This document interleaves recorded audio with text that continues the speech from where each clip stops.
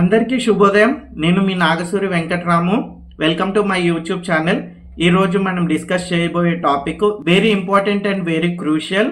Financial year 2024-25 return file చేసే ముందు ఖచ్చితంగా ఈ వీడియో మీరు చూడండి అండ్ మీ ఫ్రెండ్స్, మీ ఫ్యామిలీ మెంబర్స్ కూడా షేర్ చేయండి. ఫేక్ డిడక్షన్స్ క్లెయిమ్ చేసి రిఫండ్స్ తీసుకున్నట్లయితే మనకి ఏ విధమైన రిస్క్ ఉంటుంది అండ్ ఫ్యూచర్లో ఎటువంటి నోటీసులు వస్తాయి, ఏ రకమైన నోటీసులు వస్తాయి, వాటికి మనం ఎలా రెస్పాండ్ అవ్వాలి, వాటి రిలేటెడ్ మొత్తం స్టెప్ బై స్టెప్ మొత్తం డీటెయిల్గా డిస్కస్ చేద్దాము. అండ్ మెనీ ట్యాక్స్ పేయర్స్ ఇంటెన్షనల్గా ఆర్ అన్ఇంటెన్షనల్గా ఫేక్ డిడక్షన్స్ పెట్టేసి 40,000 50,000 ఇన్కమ్ ట్యాక్స్ నుంచి రిఫండ్ తీసుకుంటూ ఉంటారు. క్యాజువల్గా రిఫండ్ తీసుకుంటూ ఉంటారు. సో ఇది అంత పెద్ద విషయం కాదు అనుకుంటారు. కానీ ప్రెజెంట్ ఉన్న ఏఐ డెవలప్మెంట్ అండ్ టెక్నాలజీ డెవలప్మెంట్లో అండ్ ఇన్కమ్ ట్యాక్స్ తీసుకొస్తున్న rules and regulations day by day increase అవ్వడం, third party information income tax అడగడము, వాళ్ళు కూడా డిఫరెంట్ ఫార్మ్స్ రూపంలో ఇన్కమ్ ట్యాక్స్ డిపార్ట్మెంట్కి ఇన్ఫర్మేషన్ మొత్తం డిస్క్లోజ్ చేయడం వల్ల మనం డిస్క్లోజ్ చేసే ఇన్ఫర్మేషన్ ఇన్కమ్ ట్యాక్స్లో డిడక్షన్స్ రిలేటెడ్ కానీ ఎలవెన్సెస్ రిలేటెడ్ కానీ ప్రతి డీటెయిల్ థర్డ్ పార్టీ ఇన్ఫర్మేషన్ ఇచ్చిన వాటితో క్రాస్ వెరిఫై చేయడం జరుగుతుంది. ఇందాక నుంచి ఫేక్ డిడక్షన్ అంటున్నారు కదా, అసలు ఫేక్ డిడక్షన్స్ అంటే ఏంటి అన్నది కూడా మనం ఒకసారి డిస్కస్ చేద్దాము. ఫేక్ డిడక్షన్స్ అంటే ఏం లేదండి, మనము డిస్క్లోజ్ చేసే డిడక్షన్స్ మన దగ్గర యాక్చువల్ ఎవిడెన్స్ లేకుండా, సపోర్టింగ్ డాక్యుమెంట్స్ లేకుండా, యాక్చువల్ పేమెంట్స్ లేకుండా మనం డిస్క్లోజ్ చేసి ఇన్కమ్ ట్యాక్స్ డిపార్ట్మెంట్ నుంచి మనం రిఫండ్, మనకు టీడీఎస్ డిడక్ట్ అయింది, మనం రిఫండ్ తీసుకుంటున్నట్లయితే అవన్నీ ఫేక్ డిడక్షన్స్ కిందకే వస్తాయి. సపోజ్ మీకు ఎల్ఐసి ప్రీమియం ఉంది, పిఎఫ్ ఉంది, ఈఎల్ఎస్ఎస్ ఉంది అని డిస్క్లోజ్ చేసి ATC deductions like LIC, PF, ELSS disclose చేయడం, బట్ యాక్చువల్గా ట్యాక్స్ పేయర్స్కి డిడక్షన్స్ లేకుండా వాలంటరీగా ఉన్నాయి అని డిస్క్లోజ్ చేయడం and house rent allowance claim చేయడం, రెంటెడ్ హౌస్లో ఉండకుండా ఓన్ హౌస్లో ఉండడం, రెంటల్ అగ్రిమెంట్ లేకుండా హెచ్ఆర్ఏ క్లెయిమ్ చేయడం అండ్ పేరోల్లో హెచ్ఆర్ఏ క్యాలిక్యులేషన్స్ లేకుండా మనం హెచ్ఆర్ఏ క్లెయిమ్ చేయడము and medical expenditure related medical insurance premium కానీ యాక్చువల్ ఇన్సూరెన్స్ లేకుండా మెడికల్ ఇన్సూరెన్స్ ఉంది అని క్లెయిమ్ చేయడం అండ్ పేరెంట్స్ మెడికల్ ఎక్స్పెండిచర్ ఏమీ ఇంకా చేయకుండా ఇంకా చేశామని క్లెయిమ్ చేయడం అండ్ ఏటీజీ రిసిట్స్ లేకుండా డొనేషన్స్ ఇచ్చాము అని ఏటీజీ సెక్షన్ కింద క్లెయిమ్ చేయడం, interest on electrical car loan వాటి మీద డిడక్ట్ చేయడం, ఎడ్యుకేషన్ లోన్ లేకుండా ఎడ్యుకేషన్ ఇంట్రెస్ట్ క్లెయిమ్ చేయడము అండ్ హోమ్ లోన్ లేకుండా హోమ్ లోన్ ఉంది అని చెప్పేసి ఇంట్రెస్ట్ క్లెయిమ్ చేయడము, ప్రిన్సిపల్ క్లెయిమ్ చేయడము, ఇవన్నీ ఫేక్ డిడక్షన్స్ కిందికి వస్తాయండి. మనకు పెరుగుతున్న టెక్నాలజీ ఏఐ పవర్డ్ ఎన్వైర్న్మెంట్లో స్మాల్ మిస్టేక్ అయినా స్మాల్ మిస్ మ్యాచ్ అయినా సిస్టమ్స్ ఫైండ్ అవుట్ చేసేసి ఇమీడియట్గా మనకు నోటీసుల రూపంలో ఇవ్వడం జరుగుతుంది. అండ్ ఆ నోటీసులు కూడా ఏంటి అన్నది డిస్కస్ చేద్దాము. ఇప్పుడు మీకు ఫేక్ డిడక్షన్స్ అంటే ఏంటి అన్నది ఒక ఐడియా వచ్చింది అనుకుంటున్నాను. ఓకే, మీరు ఫేక్ డిడక్షన్స్ రిలేటెడ్ ఇప్పుడు చెప్పారు కదా, మరి ఇన్కమ్ ట్యాక్స్ డిపార్ట్మెంట్కి ఎలా తెలుస్తుంది మేము ఫేక్ డిడక్షన్స్ క్లెయిమ్ చేశాము అంటే, ప్రజెంట్ ఉన్న టెక్నాలజీకి, ప్రజెంట్ గవర్నమెంట్ తీసుకొస్తున్న రూల్స్ అండ్ రెగ్యులేషన్స్కి మన ఇన్కమ్స్ రిలేటెడ్ కానీ, మన డిడక్షన్స్ రిలేటెడ్ కానీ, మన ఫినాన్షియల్ ట్రాన్సాక్షన్స్ అంటే సేల్ ఆఫ్ ల్యాండ్ కానీ, సేల్ ఆఫ్ బిల్డింగ్ కానీ, ఎవ్రీథింగ్ పాన్తో లింక్ అయి ఉంటున్నాయి. And every institution, respective institutions అన్నీ ఇన్కమ్ ట్యాక్స్ డిపార్ట్మెంట్కి ఇన్ఫర్మేషన్ పాస్ చేస్తూనే ఉంటుంది. మీరు ఇన్కమ్ ట్యాక్స్ రిటర్న్ ఫైల్ చేసే ముందు ఖచ్చితంగా ఏఐఎస్ చెక్ చేసుకోవాలి అండ్ ఫామ్ 26 ఏఎస్ చెక్ చేసుకోవాలి, టీఐఎస్ చెక్ చేసుకోవాలి. First initial detection income tax ఈ 3 ఫామ్స్ నుంచే తీసుకుంటుంది. అండ్ థర్డ్ పార్టీస్ కూడా ఇన్కమ్ ట్యాక్స్ డిపార్ట్మెంట్కి ఎంప్లాయర్స్ కానీ, బ్యాంక్స్ కానీ, మ్యూచువల్ ఫండ్స్ కానీ, ఇన్సూరెన్స్ ప్రొవైడర్స్ కానీ ఈ పార్టీస్ అన్నీ ఇన్కమ్ ట్యాక్స్ డిపార్ట్మెంట్కి ఇన్ఫర్మేషన్స్ అన్నీ పాస్ చేస్తూ ఉంటాయండి. ఈ ఇన్ఫర్మేషన్ మనం డిస్క్లోజ్ చేసిన ఇన్ఫర్మేషన్తో మిస్ మ్యాచ్ చేస్తుంటే ఇన్కమ్ ట్యాక్స్ డిపార్ట్మెంట్ మనకు నోటీసులు ఇష్యూ చేయడము జరుగుతూ ఉంటుంది. ఈ విధంగా income tax department find out చేసేసి మనకు నోటీసులు ఇష్యూ చేయడం జరుగుతుంది. ఓకే, నెక్స్ట్ స్టెప్, మన ట్యాక్స్ పేయర్స్ రిటర్న్స్లో మిస్ మ్యాచెస్ దొరికాయి. ఇన్కమ్ ట్యాక్స్ డిపార్ట్మెంట్ ఏ విధంగా ప్రొసీజ్యూర్ ఫాలో అవుతుంది, వాటి స్టెప్ బై స్టెప్ మొత్తం మనం డిస్కస్ చేద్దాం.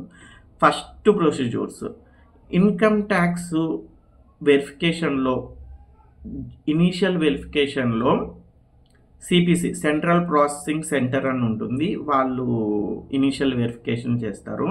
మనం డిస్క్లోజ్ చేసిన ఇన్ఫర్మేషను, ఎంప్లాయర్ డిస్క్లోజ్ చేసిన information or other third parties disclose చేసిన ఇన్ఫర్మేషను మిస్ మ్యాచెస్ ఉంటే ఇనీషియల్గా ట్యాక్స్ పేయర్స్ డిస్క్లోజ్ చేసే రిఫండ్ కరెక్టా కాదా అని చెప్పేసి మెయిల్ పంపిస్తారండి. సో అదే మనకు ఇనీషియల్ స్టెప్. అక్కడే ఆ మెయిల్ వచ్చింది అంటే ఇనీషియల్గా మనము కరెక్ట్ చేసుకోవడమే మంచి ఆప్షన్. అండ్ కరెక్ట్ చేసుకున్నట్లయితే ఎటువంటి ఇష్యూ ఫ్యూచర్లో ఎరేజ్ అవ్వడానికి స్కోప్ ఉండదు. ఒకవేళ కరెక్ట్ చేయలేదు, ఇన్ఫర్మేషను మేము ఇచ్చింది కరెక్టే, రిఫండ్ కరెక్టే అన్నీ మనము సబ్మిట్ చేసాము అంటే 2-3 డేస్లో ఇన్కమ్ ట్యాక్స్ డిపార్ట్మెంట్ నుంచి మనకు రిఫండ్ శాంక్షన్ అయిపోతుంది. కానీ అసలు గేమ్ ఇప్పుడు స్టార్ట్ అవ్వదు. After 2 years or 3 years call for information వస్తుంది. సార్, సిపిసి ఏ విధంగా మనం డిస్క్లోజ్ చేసిన ఇన్ఫర్మేషన్ని, థర్డ్ పార్టీ ఇన్ఫర్మేషన్ని కంపేర్ చేస్తుంది అంటే ఫామ్ 26ASతో వెరిఫై చేస్తుంది, ఏఎస్ టిఐఎస్తో వెరిఫై చేస్తుంది. ఒకవేళ మనకు ఇన్వెస్ట్మెంట్స్ ఏటీసీ కింద 1.5 ఉంది, 1.5 lakhs ఉంది అని డిస్క్లోజ్ చేసినట్లయితే, కానీ ఏఎస్లో information during the year 2024-25 only 50,000 invest చేశారు అని దొరికినట్లయితే మిగతా 1 lakh డెఫిషియన్సీ, మిగతా 1 lakh డిఫరెన్స్ ఉంటుంది కదా, ఆ డిఫరెన్స్కి మనం ఎక్స్ప్లెనేషన్స్ ఇవ్వాల్సి ఉంటుంది. ఈ డిఫరెన్స్ని ఈ 143 subsection 1A కింద మాత్రం ఎక్స్ప్లెనేషన్ అడగకుండా ఇనిషియల్ మీరు డిస్క్లోజ్ చేసిన ఇన్ఫర్మేషన్ ప్రాపర్గా లేదు అండ్ థర్డ్ పార్టీస్ ఇచ్చిన ఇన్ఫర్మేషన్తో మిస్ మ్యాచెస్ ఉన్నాయి. Please if any additional deductions ఉంటే కరెక్ట్ చేసుకోండి. అదర్వైజ్ మీరు రిఫండ్ కరెక్టే అనుకుంటే మాత్రం మీరు as best of my knowledge refund is correct అని సబ్మిట్ చేయండి అని మెయిల్ వస్తుంది. సో ఆ టైంలో మనము రెక్టిఫై చేసుకోవడం best thing in case refund claim చేసినట్లయితే. Otherwise tax payers refund is correct అని సబ్మిట్ చేసినట్లయితే వితిన్ 2 or 3 డేస్లో ఇన్కమ్ ట్యాక్స్ డిపార్ట్మెంట్ నుంచి రిఫండ్ ప్రాసెస్ చేయడం జరుగుతుంది. After 2 years or 3 years next section call for information అని ఉంటుంది. కాల్ ఫర్ ఇన్ఫర్మేషన్లో ఏంటి అంటే ట్యాక్స్ పేయర్స్ ఇండివిజువల్ రిటర్న్లో డిస్క్లోజ్ చేసిన each and everything like allowances, deductions, home loans, interest payments, medical insurances, ATG receipts, donation receipts, each and everything notice ఇచ్చేసి మనకు documents అన్నీ ఆన్లైన్లో సబ్మిట్ చేయమని అడుగుతారు. మనం వితిన్ 15 days లోపల రెస్పాండ్ అవ్వాలి. ఆ డాక్యుమెంట్స్ అన్నీ సబ్మిట్ చేసిన తర్వాత ఎస్సింగ్ ఆఫీసర్ సాటిస్ఫై అవ్వకపోయినా ఆరు వితిన్ 15 days లోపల ట్యాక్స్ పేయర్స్ సబ్మిట్ చేయలేకపోయినా నెక్స్ట్ స్క్రూటినీ అసెస్మెంట్కి మూవ్ చేయడం జరుగుతుంది అండ్ అక్కడ నుంచి రీఅసెస్మెంట్కి మూవ్ చేయడం జరుగుతుంది. కాల్ ఫర్ ఇన్ఫర్మేషన్ వితిన్ టైంలో మనము సబ్మిట్ చేయనట్లయితే పర్ డే పెనాల్టీస్ కూడా క్యారీ ఫార్వర్డ్ అవుతూ ఉంటాయి మనం సబ్మిట్ చేసే ట్యాక్స్ పేయర్స్ సబ్మిట్ చేసేంత వరకు. సో కాల్ ఫర్ ఇన్ఫర్మేషన్లో ఏమేమి అడుగుతారు అంటే మనము డిడక్షన్స్లో డిస్క్లోజ్ చేసిన ప్రతి దానికి ప్రూఫ్ అడుగుతారండి. Next scrutiny assessment 143 subsection 2. ఈ సెక్షన్లో ఇది నార్మల్గా ఉండదు and each and everything investigation point of వ్యూలో ఉంటుంది. ట్యాక్స్ పేయర్స్ సబ్మిట్ చేసిన ప్రతి డాక్యుమెంట్ జెన్యూన్నెస్ని థర్డ్ పార్టీతో వెరిఫై చేయడం జరుగుతుంది. ఇఫ్ జెన్యూన్నెస్ ప్రూవ్ చేయలేకపోయినా అండ్ ఫ్యాబ్రికేటెడ్ ఇన్ఫర్మేషన్ డిస్క్లోజ్ చేసిన ఆర్ అసెసింగ్ ఆఫీసర్ బిలీవ్ చేయలేకపోయినా కానీ హియరింగ్ ట్యాక్స్ పేయర్స్కి ఫిజికల్ మోడ్లో కానీ ఆర్ త్రూ వీడియో కాన్ఫరెన్సెస్ ద్వారా కానీ హియరింగ్ జరుగుతుంది. హియరింగ్ జరిగిన తర్వాత assessing officer if deductions fake అని కంక్లూషన్ ఇచ్చినట్లయితే ఆ ఫేక్ డిడక్షన్స్ అన్నీ మనకు యాడ్ బ్యాక్ అయిపోయి ఆ ఎడిషనల్ ట్యాక్స్ ఎంతైతే రిఫండ్ ఇష్యూ చేశారో ఆ రిఫండ్, ఇంట్రెస్ట్ పేమెంట్స్, పెనాల్టీస్ అన్నీ క్యాలిక్యులేట్ చేసేసి ఫ్రెష్ డిమాండ్ ఇష్యూ చేయడం జరుగుతుంది. ఆ ఫ్రెష్ డిమాండ్ని విత్ ఇన్ టైం లోపల ట్యాక్స్ పేయర్స్ పే చేయాల్సి ఉంటుంది. Next section 144 best judgement assessment. కొంతమంది ట్యాక్స్ పేయర్స్ నాన్ కోఆపరేటివ్గా ఉండడం కానీ ఆరు వాళ్ళ ప్రొఫైల్లో వాళ్ళ నంబరు, వాళ్ళ మెయిల్, వాళ్ళ కరెంట్ అడ్రస్ ఇవి మిస్ అయిపోయి third party mails, third party అడ్రస్లు ఇలాంటివి ఉంటాయి. సో ఇలాంటి సిచ్యువేషన్స్లో ఏమవుతుంది అంటే ట్యాక్స్ పేయర్స్కి ఇన్ఫర్మేషన్ త్రూ ప్రొఫైల్లో ఉండే డీటెయిల్స్ని బేస్ చేసుకొని ఐటీఆర్ రిటర్న్లో ఇచ్చిన కమ్యూనికేషన్ అడ్రస్లని బేస్ చేసుకొని మెయిల్స్ పంపిస్తారు. మీరు సబ్మిట్ చేయండి, ఈ సెక్షన్ కింద మీకు నోటీస్ ఇష్యూ అయింది, ఈ సెక్షన్ కింద నోటీస్ ఇష్యూ అయింది అని చెప్పేసి. కానీ ట్యాక్స్ పేయర్ తన ఓన్ డీటెయిల్స్ లేకపోవడం వల్ల తనకి ఆ ఇన్ఫర్మేషన్, ఆ నోటీసుల గురించి అసలు ఐడియా ఉండదు. అండ్ కొన్ని సిచ్యువేషన్స్లో ట్యాక్స్ పేయరు కావాలని కూడా కోఆపరేట్ చేయరు. ఈ సిచ్యువేషన్స్లో ఏమవుతుంది అంటే అసెసింగ్ ఆఫీసర్ దగ్గర ఉన్న ఇన్ఫర్మేషన్, థర్డ్ పార్టీ ఇచ్చిన ఇన్ఫర్మేషన్ని బేస్ చేసుకొని ఏవైతే ఎడిషనల్గా ప్రూఫ్ లేనివి, ఎవిడెన్స్ లేని డిడక్షన్స్ ఉంటాయో అవన్నీ యాడ్ బ్యాక్ చేసేసి ట్యాక్స్ క్యాలిక్యులేషన్ అసెసింగ్ ఆఫీసరే క్యాలిక్యులేట్ చేసి మనకు నోటీస్ ఇష్యూ చేస్తారు. ఆ నోటీస్లో ఏమేం మ్యాటర్ ఉంటుంది అంటే మీకు 142 కింద ఈ డేట్లో ఇచ్చాము, ఇది డ్యూ డేట్, మీరు రెస్పాండ్ అవ్వలేదు, ఈ మెయిల్కి పంపాము, ఈ మొబైల్ నెంబర్కి కూడా కమ్యూనికేషన్ పంపాము, ప్రీవియస్ కాల్ ఫర్ ఇన్ఫర్మేషన్ కూడా రెస్పాండ్ అవ్వలేదు, అండ్ స్క్రూటినీ అసెస్మెంట్కి కూడా రెస్పాండ్ అవ్వలేదు, మేము బెస్ట్ జడ్జిమెంట్ అసెస్మెంట్కి వెళ్తున్నాము అని చెప్పినా కానీ ప్రీవియస్ నోటీస్లో రెస్పాండ్ అవ్వలేదు. సో అవన్నీ బేస్ చేసుకొని మేము ఇంకా మా వైపు ట్యాక్స్ క్యాలిక్యులేషన్ ఫైనలైజ్ చేసేసి మేము ఇస్తున్నాము, ఈ అమౌంట్ మీరు పే చేయాలి అని చెప్పేసి best judgement assessment demand issue చేసేస్తారు. Next section reassessment of escaped income. ఇదేంటి అంటే మీకు నోటీసులు ఇష్యూ అయినాయి, ఆరు ఐటీఆర్ ప్రాసెస్ అయిపోయింది, కానీ ఫ్యూచర్లో మీ బ్యాంక్ స్టేట్మెంట్లో కానీ మీ ఇన్ఫర్మేషన్లో కానీ ఏదన్నా అన్యూజువల్ ట్రాన్సాక్షన్ జరిగి దానికి మీరు కోఆపరేషన్ కూడా ఇవ్వకపోతే, అది మీరు దానికి ఇన్ఫర్మేషన్ కూడా విత్ ఇన్ టైంలో సబ్మిట్ చేయకపోతే రీఅసెస్మెంట్ ఆఫ్ ఎస్కేప్డ్ ఇన్కమ్ కింద నోటీస్ ఇష్యూ చేయడం జరుగుతుంది. ఈ సెక్షన్ కింద టాక్సేషన్ ఏ లెవెల్లో ఉంటుందంటే 100 రూపీస్ మీకు ఇన్కమ్ వస్తే 78 రూపీస్ పే చేయాల్సి ఉంటుంది. ఈ సెక్షన్ కింద నోటీస్ ఆ రేంజ్లో ఉంటుంది ట్యాక్స్ అమౌంట్ పే చేయాల్సింది. That is only tax amount and surcharge amount. ఇవి కాకుండా 270A ప్రకారం 50% కానీ 200% కానీ పెనాల్టీస్ ఉంటాయి. అవి కాకుండా 234A కింద, 234B కింద, 234C కింద, 234D కింద ఇంట్రెస్ట్ పేమెంట్స్ కూడా పే చేయాల్సి ఉంటుంది. అండ్ కొన్ని సిచ్యువేషన్స్లో ఎట్లా ఉంటుంది అంటే 2019-20లో ల్యాండ్ సేల్ చేశారు, కానీ తన ఐటీఆర్ ఏం ఫైల్ చేయలేదు, తనకి నోటీసులు అన్నీ ఇష్యూ చేశారు, ఈవెన్ బెస్ట్ జడ్జిమెంట్ కూడా ఇష్యూ చేశారు, స్టిల్ రెస్పాండ్ అవ్వట్లేదు. సో ఆ సిచ్యువేషన్లో కూడా రీఅసెస్మెంట్ ఓపెన్ అవుతుంది ఎస్కేప్డ్ ఇన్కమ్ కింద. వాళ్ళకు కూడా ట్యాక్స్ ఈ విధంగానే ఛార్జ్ చేయడం జరుగుతుంది. ఈ సెక్షన్ కింద అసెసింగ్ ఆఫీసర్ ఏమేమి యాక్షన్ తీసుకుంటారు అంటే ట్యాక్స్ పేయర్కి ఆపర్చునిటీ ఇస్తారు ఫ్రెష్ రిటర్న్ ఫైల్ చేసుకోవడానికి ఆర్ ఎక్స్ప్లెనేషన్ ఇవ్వడానికి. ఇన్ కేస్ ఆ ఎక్స్ప్లెనేషన్కి కానీ ట్యాక్స్ పేయర్ రెస్పాండ్ అవ్వకపోయినా కానీ వాళ్ళకి ఫ్రెష్ అసెస్మెంట్ ఓపెన్ అవుతుంది అండ్ ట్యాక్స్ క్యాలిక్యులేషన్స్ కూడా జరుగుతాయి. Recovery of refund and interest. మనం ఎబో డిస్కస్ చేసిన సెక్షన్స్ అన్నిట్లో డిమాండ్ రేజ్ అవుతూ ఒక్కొక్క సెక్షన్ నుంచి ఒక్కొక్క డిమాండ్ రేజ్ అవుతూ వస్తుంది. ఆ demand final demand still tax payer pay చేయకపోతే ట్యాక్స్ పేయర్ నుంచి జెన్యూన్గా ఉన్న రిఫండ్లో ఫ్యూచర్లో ఆ ఇయర్ కాకుండా వేరే ఇయర్లో జెన్యూన్గా ఉన్న రిఫండ్ ఇంకా ఇష్యూ చేయలేదు, ఆ రిఫండ్ నుంచి కట్ చేసుకోవడం కానీ ఆర్ మీ బ్యాంక్ అకౌంట్ని ఫ్రీజ్ చేసి అటాచ్ చేసుకోవడం కానీ ఆ విధంగా రికవరీ ప్రొసీడింగ్స్ జరుగుతాయి.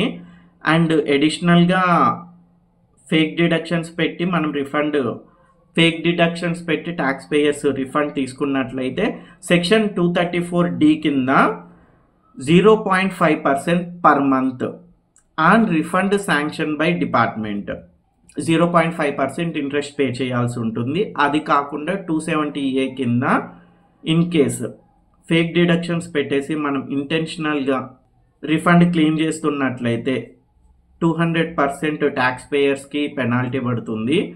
అదే అన్ఇంటెన్షనల్గా క్లెయిమ్ చేశారు అని చెప్పేసి ట్యాక్స్ పేయర్స్ ప్రూవ్ చేసుకున్నట్లయితే 50% పెనాల్టీ పడుతుంది.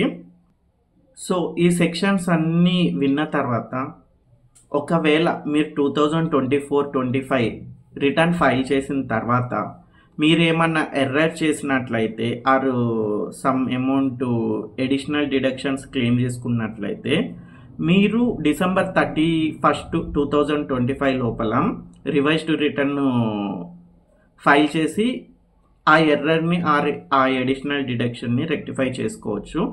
ఈవెన్ మీరు 31 December దాటిన తర్వాత కూడా చేసుకోవాలనుకుంటే చేసుకోవచ్చు, కాకపోతే ఎడిషనల్ ట్యాక్స్ పడుతుంది అప్డేటెడ్ రిటర్న్లో ఫైల్ చేసినందుకు. వితిన్ 31 December లోపల చేసినట్లయితే ట్యాక్స్ పేయర్స్కి ఇంట్రెస్ట్ ఎంతైతే తీసుకున్నారో దాని మీద 3 months or 4 months interest pay చేస్తే సరిపోతుంది. ఆఫ్టర్ 31 December అంటే అప్డేటెడ్ రిటర్న్ ఓపెన్ అయిపోతుంది. వన్స్ అప్డేటెడ్ రిటర్న్ ఓపెన్ అయింది అంటే వీటితో పాటు అడిషనల్ ట్యాక్సెస్ కూడా పే చేయాల్సి ఉంటుంది. ఇంట్రెస్ట్ క్యాలిక్యులేషన్స్ ఏ విధంగా ఉంటాయి? ఇంట్రెస్ట్ క్యాలిక్యులేషన్స్ బేసికల్గా 4 సెక్షన్ల కింద ఉంటాయి. 234A, 234B, 234C and 234D. Original return within due డేట్లో ఫైల్ చేసినట్లయితే 234A అప్లై అవ్వదు. And 234B, C and D refund claim చేసిన దాని మీద ఎవ్రీ మంత్ 2.5% ఇంట్రెస్ట్ యాడ్ అవుతూనే ఉంటుంది మీకు. ఇవి ఇంట్రెస్ట్ క్యాలిక్యులేషన్స్ అండి. పర్ మంత్ 2.5% అంటే 2 yearsకి ఎంత అవుతుంది అన్నది మీరే చూడండి. ఆల్మోస్ట్ 50% ఇంట్రెస్టే పే చేయాల్సి ఉంటుంది రిఫండ్ క్లెయిమ్ చేసిన మీద. అవి కాకుండా 270A కింద 50% పెనాల్టీ, 200% పెనాల్టీ. మనం ఇంతకుముందు డిస్కస్ చేసినట్లే ఇంటెన్షనల్, అన్ఇంటెన్షనల్ అండ్ జస్టిఫికేషన్ కూడా ప్రూవ్ చేసుకోవాల్సి ఉంటుంది. అండ్ అండర్ రిపోర్టింగ్ అన్ఇంటెన్షనల్గా అయింది అని ప్రూవ్ చేసుకుంటే 50% మైట్ బీ కన్సిడర్ చేస్తారు. అదర్వైజ్ 200%. మీరు 100 rupees రిఫండ్ క్లెయిమ్ చేస్తే ఆ 100 rupeesకి 200 ఓన్లీ పెనాల్టీ పడుతుంది, ఎడిషనల్ ట్యాక్స్ అండ్ ఇంట్రెస్ట్లు కాకుండా. ఓకే, ఇవన్నీ డిస్కస్ చేశారు మీరు. నేను ఈ ఇయర్లో 2024-25లో ఈ కన్సిక్వెన్సెస్ మొత్తం ఎడ్యుకేట్ అయిన తర్వాత ప్రాపర్గా చెక్ చేసుకొని నా అంతటి నేను చెక్ చేసుకొని ఫైల్ చేయించుకోవాలనుకుంటున్నాను. నేను ఫైల్ చేయించుకునేటప్పుడు ఫైనల్ చెకింగ్ నేను ఏమేమి చెక్ చేసుకోవాలి? మీరు డిక్లేర్ చేసిన డిడక్షన్స్ అన్నిటికీ వ్యాలిడ్ ప్రూఫ్స్ ఉన్నాయా లేదా అన్నది చెక్ చేసుకోండి. And form 26AS, AIS, TIS ఈ మూడిటితో మీరు డిస్క్లోజ్ చేసే ఇన్ఫర్మేషన్ మ్యాచ్ అవుతుందా లేదా అన్నది చెక్ చేసుకోండి. అండ్ మీ కొలీగ్స్ డిడక్షన్స్ పెట్టుకున్నవి, వాళ్ళు ఎలివెన్సెస్ పెట్టుకున్నవి మీరు కాపీ చేయకండి. అసలు మీకు ఏవైతే ప్రాపర్గా ఉంటాయో అవి మాత్రమే డిస్క్లోజ్ చేసుకోండి. ఏవైతే ఎవిడెన్స్ మీ దగ్గర ఉన్నాయో అవి మాత్రమే డిస్క్లోజ్ చేసుకోండి. ఒకవేళ మీరు మిస్టేక్ చేశారు, దాన్ని రెక్టిఫై చేసుకోవడం ఎలా అనుకుంటే ఆల్రెడీ మనం డిస్కస్ చేసినట్లు వితిన్ 31 December లోపల రివైజ్డ్ రిటర్న్ చేసుకునే ఆప్షన్ ఉంటుంది. ఆఫ్టర్ 31 December లోపల అప్డేటెడ్ రిటర్న్ అవుతుంది. వన్స్ అప్డేటెడ్ రిటర్న్ అయింది అంటే అడిషనల్ ట్యాక్సెస్ పడతాయి ఇంట్రెస్ట్తో పాటు. ఈవెన్ అప్డేటెడ్ రిటర్న్స్ ఫైల్ చేసుకోకుండా నేను నోటీస్ వచ్చిన తర్వాతే చేస్తాను అంటే నోటీస్ వస్తే మాత్రం పెనాల్టీస్ కూడా లెవీ అయ్యే ఛాన్సెస్ ఉంటాయి. ఎప్పటికన్నా ట్యాక్స్ పేయర్స్ వాళ్ళంతటా వాళ్ళు రెక్టిఫై చేసుకోవడమే బెస్ట్ థింగ్. నోటీసెస్ ఇష్యూ చేసే వరకు వెయిట్ చేయకండి. వన్స్ రీఅసెస్మెంట్ ఓపెన్ అయింది అంటే అది ఓన్లీ ఆ పర్టిక్యులర్ ఇయర్తో మాత్రం ఆగదు. దాని ముందు ఇయర్స్, దాని తర్వాత ఇయర్స్, ఏ ఇయర్స్ అయితే ఉన్నాయో వాటన్నిటిని బయటికి తీస్తారు రికార్డ్స్. సో ఇవన్నీ కన్సిడర్ చేసి ఆప్టిమమ్ డెసిషన్స్ తీసుకొని ఫైల్ చేయండి. Okay, as per income tax statistics ప్రకారం మొత్తం రిజిస్టర్డ్ ఇండివిజువల్ ట్యాక్సబుల్ పర్సన్స్ 12,92,00,000 మంది ఉన్నారు. కానీ 31 డిసెంబర్కి ఫైల్ చేసిన వాళ్ళ సంఖ్య 8,92,00,000 ఉంది. కానీ ఇన్కమ్ ట్యాక్స్ రిటర్న్స్ ప్రాసెస్ అయింది 8,09,00,000 వరకే యాజ్ ఆన్ 31 డిసెంబర్కి. ఈవెన్ ఇప్పటికీ ఆఫ్టర్ 31 డిసెంబర్ 2024 తర్వాత ఇంకా 83 లక్షల మందికి ఇన్కమ్ ట్యాక్స్ రిటర్న్స్ ప్రాసెస్ అవ్వలేదు. ఎందుకు రీజను అంటే ఈ మేజర్లీ ఈ undisclosed income and fake deductions, additional deductions claim చేయడం వల్లే వాళ్ళకి ఇంకా ప్రాసెస్ కంప్లీట్ అవ్వలేదు. ఈ స్టాటిస్టిక్స్ని కూడా మీరు కన్సిడర్ చేసుకోండి. అండ్ ఈ వీడియో కిందే గాయస్, ఇప్పటిదాకా మీరు ఈ వీడియో చూశారు అంటే మీకు ఖచ్చితంగా నాలెడ్జ్ షేర్ అయింది అని అనుకుంటున్నాను. ఈ వీడియోని మీ ఫ్రెండ్స్, ఫ్యామిలీ మెంబర్స్ అందరికీ షేర్ చేయండి. Please like, share and subscribe to my YouTube channel. Hit the bell icon. Thank you so much. We will meet the next video. Thank you.